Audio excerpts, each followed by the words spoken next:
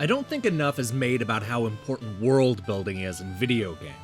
I mean, it's easy to go on about creating a living, breathing world when discussing something like Grand Theft Auto 5 or Crackdown 3, but even small 2D action games are improved when it feels like characters and locations are more than just a means to an end.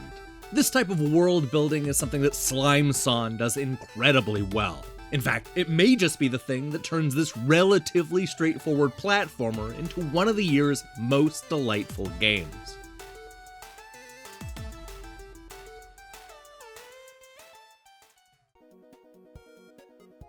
So this is the story of a good-natured slime who's out minding his own business when all of a sudden, completely out of nowhere, along comes a giant worm and gobbles our hero up.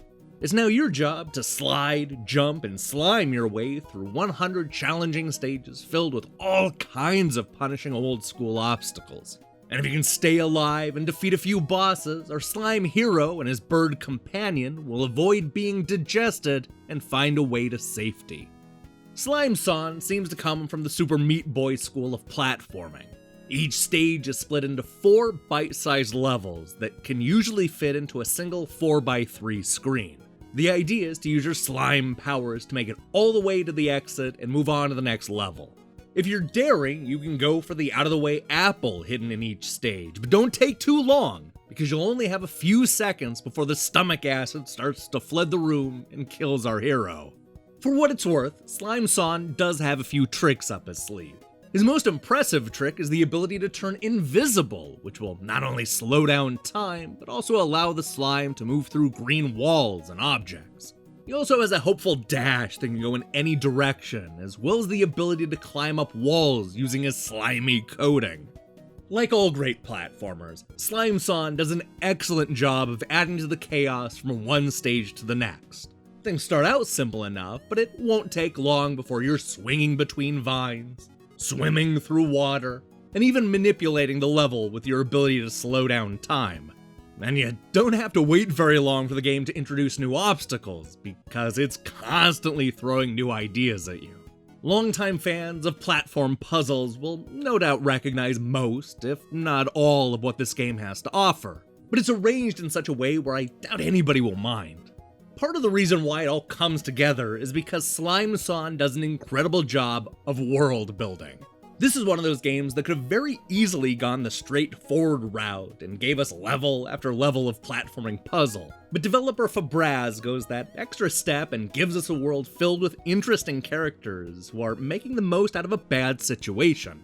We actually spend a lot of time visiting the cities that have been built up inside this giant worm and getting to know the other inhabitants. Some of this is just to add flavor, but there's some genuinely clever writing sprinkled throughout this adventure.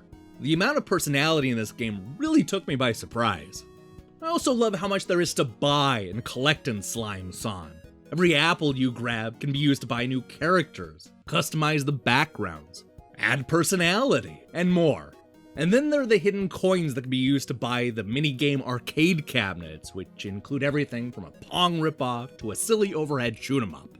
There's an almost overwhelming amount of stuff to buy in the shop, which is one of the reasons why I was so dedicated to going back and getting every apple. Slime-san makes a lot of sense on the Nintendo Switch, especially if you're like me and use it more as a handheld than a traditional console. Between the bite-sized levels and the staggering amount of content, I found myself constantly picking it up and playing for a few minutes at a time. My one big complaint is that the standard Switch controller doesn't have a D-pad. Sure, the analog stick gets the job done for the most part, but it's never as precise as a traditional D-pad. While it borrows ideas from a lot of other games, Slime-san still manages to feel exciting and fresh thanks to great gameplay and a lot of world building. Best of all, it has incredible level designs and a great sense of humor. And with hundreds of levels and all kinds of things to buy in the shop, Slime-san will take well over a dozen hours to complete. So unless you're the kind of person who hates fun platformers that are bursting with personality, I just can't imagine anybody being let down by Slime-san. Hey, thanks for watching our review. So here's the question of the day. What's your favorite platformer series? Look, it doesn't have to be a series with multiple games, I suppose, but I'm curious what your favorite platformer franchise is. Let me know in the comments below. In other news, this is the start of what will be a very busy week, full of reviews. I'm going to be taking a look at a game called Tid Wad Ver Niemand tomorrow, so you'll have to tune in to see what that means. And then on Wednesday, we'll be counting down Electronic Gaming Monthly's worst reviewed games of 1992. It's gonna be a big week, so I recommend you click that subscribe button and support what we're doing here. Until then.